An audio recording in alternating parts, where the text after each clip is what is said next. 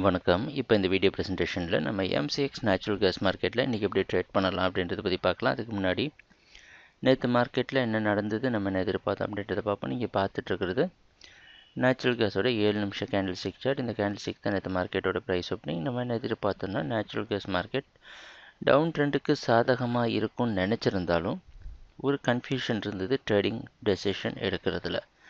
அதனால் market watch பண்ணிட்டு பொறுமையாக ட்ரேடிங் டெசிஷன் எடுக்கலாம். மார்க்கெட் வாட்ச் மட்டும் பண்ணால் போதும்னு நினச்சிருந்தோம். ஆனால் ப்ரைஸ் ஓப்பன் ஆனது மார்க்கெட் தொடர்ந்து சரிவை சந்திச்சிருந்தாலும் 142 விட்டு கீழே வர சமயத்தில் மறுபடியும் முழுவதாக மார்க்கெட் பவுன்ஸ் பேக் கொடுத்துட்டு திருப்பியும் கீழே ட்ராப் ஆகிருக்கு, திருப்பி பவுன்ஸ் பேக் ஆகிருக்கு.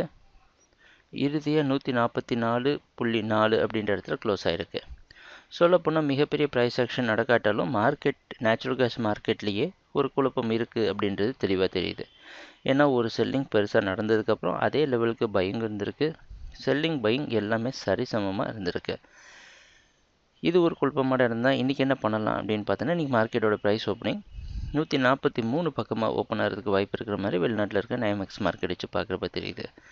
மறுபடியும் ஒரு குழப்பமான இடத்துல இருக்க காரணத்தினால தொடர்ந்து மார்க்கெட் வாட்ச் பண்ணுறதே நல்லது அப்படின்றது தான் எங்களோட முடிவு. ஏன்னா இதில் செல் பண்ணலாம் அப்படின்னு முடிவு எடுத்தாலும் மார்க்கெட்டில் 142 பல இடத்துல மார்க்கெட்டில் பையிங் இருக்குது. கடைசி 2 நாள் ப்ரைஸ் ஆக்ஷன் வச்சு பார்க்குறப்ப பையிங் இருக்குது அப்படின்றத மறுக்கவும் முடியாது. சரி, பை பண்ணலாம் அப்படின்னு நினச்சா கூட மார்க்கெட் ஒவ்வொரு இடத்துலையும் மார்க்கெட் 146 தொடுற சமயங்கள்லாம் மார்க்கெட்டில் ஸ்ட்ராங்காக செல்லிங்கும் இருக்குது. இது ஒரு குழப்பமான இடம் தான். ஒரே ஒரு வாய்ப்பு தான் உண்டு ட்ரேட் பண்ணுறதுக்கு.